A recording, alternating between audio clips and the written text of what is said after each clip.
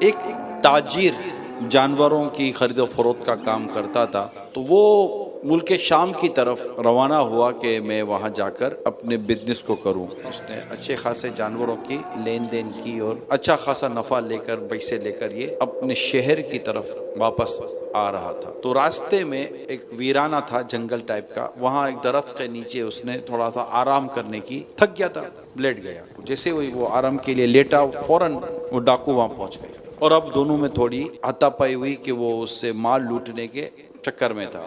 ڈاکو نے اس کو قابو کر لیا اور اس کے گردن پر خنجر رکھ دیا اور کہا کہ جو مال ہے وہ مجھے دے دے۔ جو پیسے، مال، دولت اس کے پاس تھا، سارا اس نے ڈاکو کے حوالے کر دیا۔ اب اس نے کہا کہ دیکھو، تمہیں مال چاہیے تھا، جو بھی مال تھا میرا تم لے چکے، اب مجھے جانے دو۔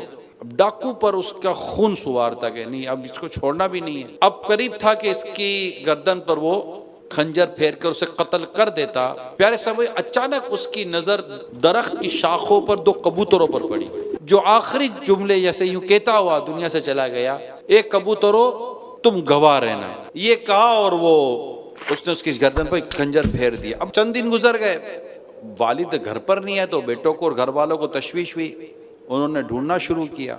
اس کو لوگوں نے بتایا کہ اس طرح تمہارے والد صاحب گھر کی طرف آ رہے تھے اور اس طرح ہمیں لگا ہے کہ کوئی سی ڈاکو نے حملہ کیا، ہم نے آپ کے والد صاحب کی خون میں لتھڑی ہوئی لاش پائی اور ہم نے فلاں قبرستان میں آپ کے والد صاحب کو دفن کر دیا ہے۔ اب بیٹے نے مختلف جگہوں پر قاضی کے پاس اور مختلف اداروں کے پاس جا کے بات چیت کی کہ بھائی میرے والد صاحب کا قتل ہوا ہے، قاتل کو ڈھونڈ کے تو دیں۔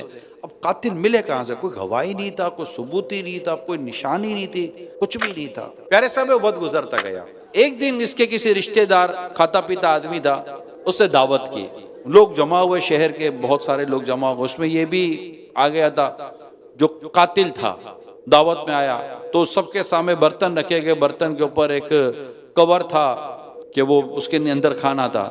جیسے ہی اس کے سامنے برتن جو آیا، اس نے جیسے ہی وہ ڈھکن اٹھایا تو سامنے دو بھونے ہوئے کبوتر تھے۔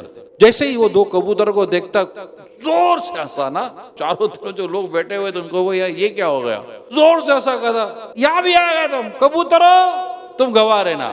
وہ تھے دونوں، وہ دو کبوتروں کا گوشت تھا، تم دونوں گواہ رہنا۔ اب اس پہ یہ کہکا لگاتا رہا، قدرتی طور پر ایسا ہوا وہ سب کچھ بھول گئے کہ میں بیٹھا کہاں ہوں، اور ایک غیبی طاقت نے اس کی زبان پر سارے کے سارا قتل کا واقعہ جاری کروا دیا۔ اب وہ ہنستا تھا اور اپنا سارا وہ جنگل میں جس طرح اس نے تاجر کو پکڑا، قتل کیا اور اس کا مال لوٹا، یہ سارا واقعہ اس نے بالکل من عین